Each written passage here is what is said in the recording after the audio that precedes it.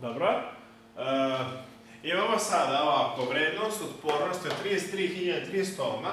Treba da izrazimo u kiloohmima i megaohmima. Nadam se da je ljudima ovo sad već postalo malo prostije, jer smo pri kraju. Znači, možemo ovako napisati 33.300 ohma, pa proširimo. Pošto ako je kilo, onda radimo sa 10 na treću, 10 na minus treću sa proširajima. Ako je mega, to je 10 na 600 i 10 na minus 600. I onda proširimo sa 10 na treću puta 10 na minus treću. Znači, možemo to da uradimo. I sa 10 na treću je kilo. I onda 33.300 množimo s 10 na minus treću.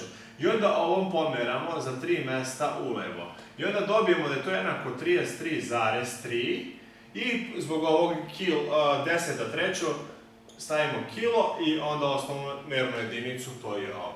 Znači, 33.000 ohma je 33,3 kilo ohma.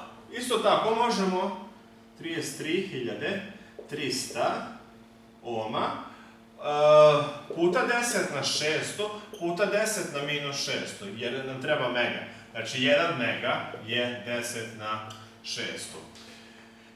I onda, evo, ako stavit ću par nula, mislim da će ovo biti dovoljno. 10 na minus 600 množimo s ovim.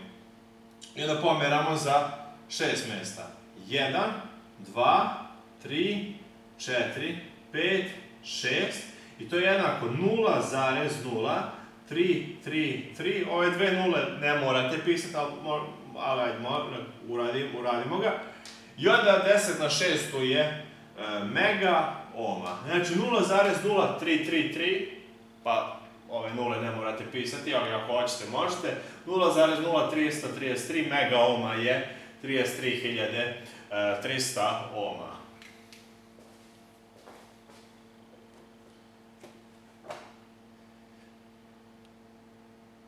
I to je tačno.